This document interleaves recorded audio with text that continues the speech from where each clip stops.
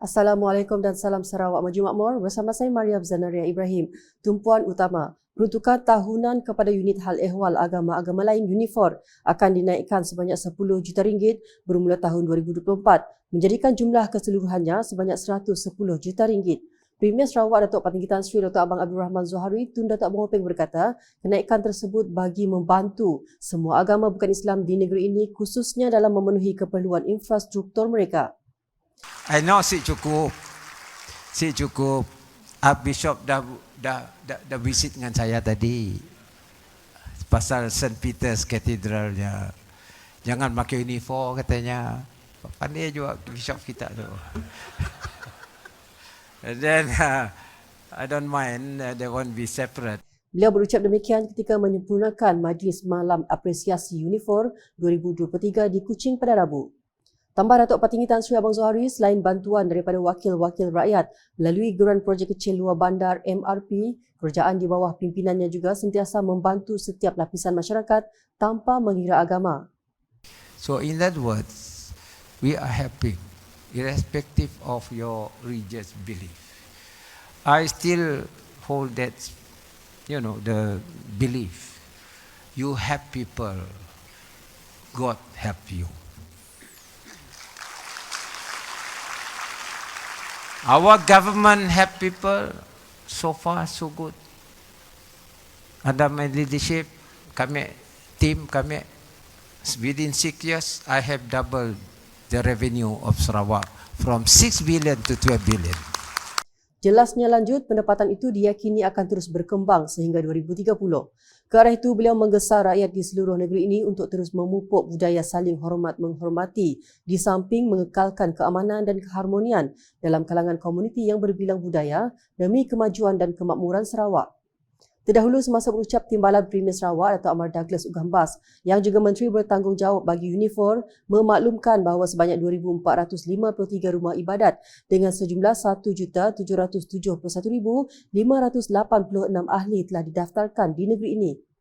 Katanya sejak 2017, Kerajaan Sarawak telah melulus dan memperuntukkan sejumlah 313.158 juta ringgit kepada pelbagai rumah ibadat seperti gereja, tokong dan sebagainya. UNIFOR also is assisting other than house of worship. It extends its assistance to mission school. Kalau mission school kita banyak depleted.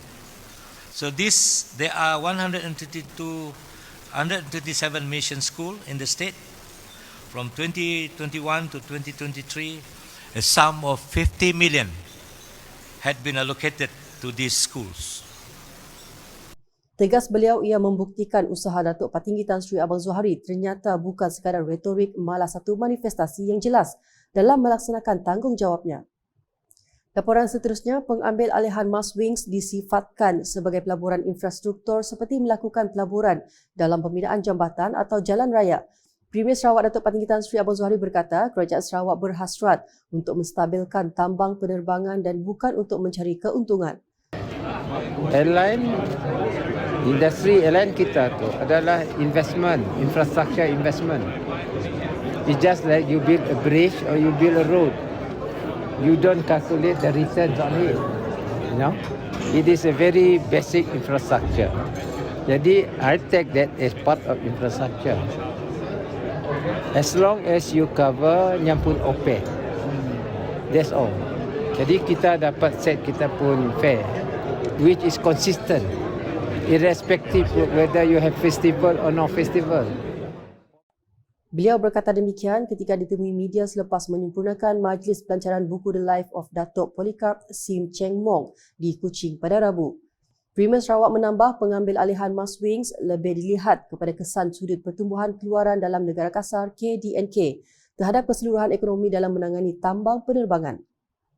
So you look from the angle of GDP growth.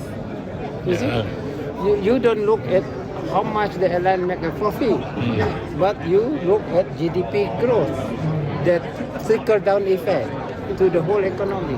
For us, you got no option. You cannot swim daripada Singapore ke Borneo. Nobody can swim. Yeah. So in other words, the airline is the bridge for us to have access. Jadi in terms of modelingnya, business modelingnya different. You have to explain that. Because otherwise people say, why you have an airline? And, airline got trouble. No, it is infrastructure. Dalam perkembangan lain, Datuk Petinggi Tan Sri Abang Zuhari berkata, Kerajaan Sarawak menempah bekalan pil Paxlovid dengan kos berjumlah RM2 juta bagi merawat jangkitan ringan COVID-19. Ujarnya, tempahan tersebut adalah untuk memastikan bekalan ubat itu tersedia di fasiliti kesihatan seluruh negeri. Jelasnya, ia susulan daripada rekod jangkitan yang mencatatkan peningkatan drastik baru-baru ini. Because for Sarawak lah, because we pay. Ini bukan free ya. State government is going to pay. We're going to order, I think in the region of 2 million. 2 million.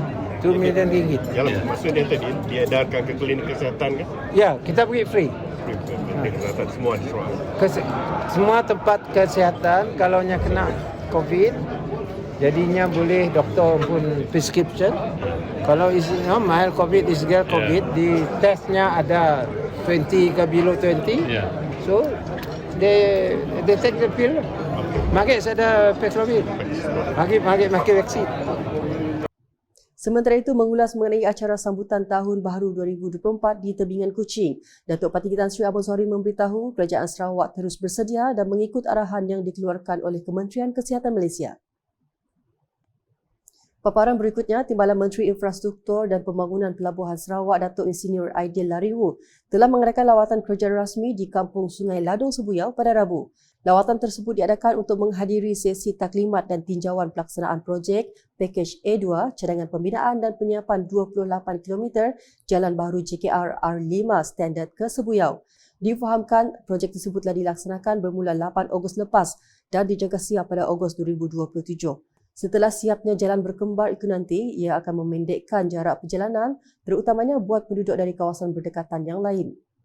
Manakala penubuhan unifor oleh Kerajaan Sarawak telah membantu bagi mengekalkan keharmonian dan perpaduan yang ada di negeri ini. Datuk Bandar Bandaraya Miri Adam Yee Siu Sang berkata, Sarawak adalah satu-satunya negeri di Malaysia yang mempunyai unit di Jabatan Kerajaan yang menjaga kepentingan institusi agama-agama lain.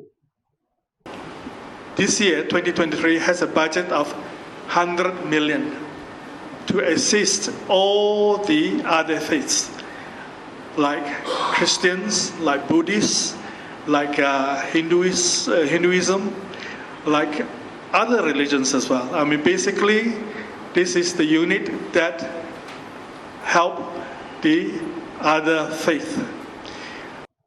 Beliau berkata demikian semasa berucap pada majlis penyerahan geran MRP Dewan Undangan Negeri Dun Pujut di Miri pada Selasa. Pada majlis tersebut, Adam Yee telah menyerahkan geran MRP berjumlah RM115,000 kepada 32 penerima termasuk Persatuan Ibu Bapa dan Guru SMK St. Joseph, Miri Chinese Association, Persatuan Huong Sarawak dan Miri Occupational Safety and Health Practitioners Society.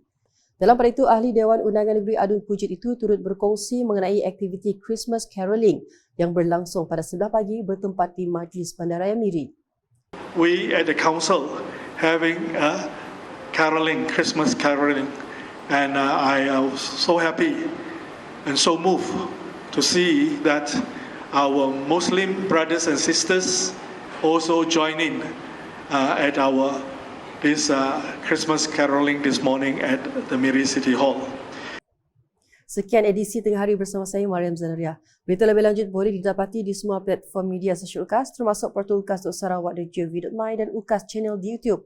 Kami mengakhiri buletin edisi Tengah Hari ini dengan paparan majlis pelancaran buku The Life of Datuk Polycarp Sim Cheng Mong oleh Premier Sarawak di Kuching pada Rabu. #Saluran Informasi Rakyat, Salam UKAS.